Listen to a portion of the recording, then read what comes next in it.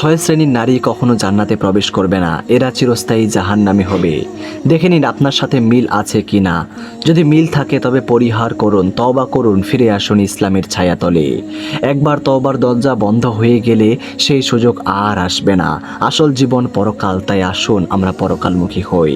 একবার আলী রাদিয়াল্লাহু তাআলা আনহু ও ফাতিমা রাদিয়াল্লাহু তাআলা আনহা নবীজি সাল্লাল্লাহু আলাইহি ওয়াসাল্লামের সাথে দেখা করতে আসেন এবং এসে দেখেন যে নবীজি সাল্লাল্লাহু আলাইহি ওয়াসাল্লাম একাকী বসে কাঁদছেন। আলী রাদিয়াল্লাহু আনহু বললেন, ইয়া রাসূলুল্লাহ, আমার পিতামাতা আপনার জন্য কুরবান হোক, আপনি কাঁদছেন কেন? নবীজি সাল্লাল্লাহু আলাইহি ওয়াসাল্লাম তখন জানালেন যে মিরাজের রাত্রিতে আমি আমার উম্মতের মধ্যে নারীদেরকে সবচেয়ে বেশি জাহান্নামের ভয়ানক আযাবে দেখতে পেয়েছি। তারপর নবীজি সাল্লাল্লাহু আলাইহি ওয়াসাল্লাম নারীদের শাস্তি বর্ণনা করলেন। ফাতিমা রাদিয়াল্লাহু তাআলা আনহু তাদের গুনাহ সম্পর্কে জানতে চাইলে নবীজি সাল্লাল্লাহু আলাইহি ওয়াসাল্লাম বলেন, তারা হলো 1 নম্বরে ওই নারী যে মাথার চুল খুলে বেপরদা হয়ে ঘর থেকে বের হয়। জাহান্নামে এরা নিজের মাথার চুল দ্বারা ঝুলন্ত অবস্থায় থাকবে এবং ওই সময় তার মাথার মগজ ফুটন্ত পানির ন্যায় টকবক করে ফুটবে।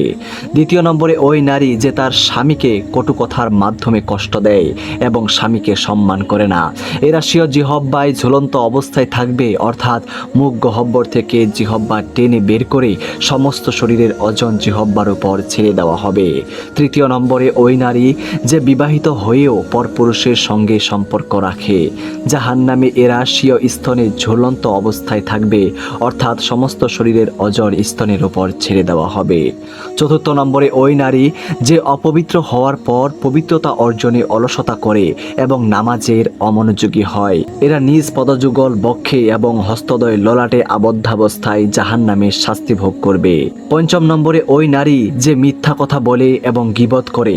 জাহান্নামে এদের চেহারা শূকরের মতো ও শরীর গাধার মতো হবে। অসংখ্য সাপ বিচ্ছু দ্বারা বেষ্টিত থাকবে। নাউজুবিল্লাহ, আল্লাহ মাফ করো। 6 নম্বরে ওই নারী যে অন্যের সুখ দেখে হিংসা করে এবং উপকার করে খোঁটা দেয়।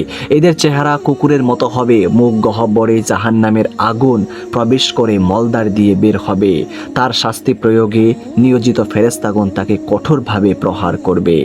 আল্লাহ তাআলা প্রত্যেক মা বোনকে এ সকল পাপ থেকে মুক্ত রাখুন। আমিন।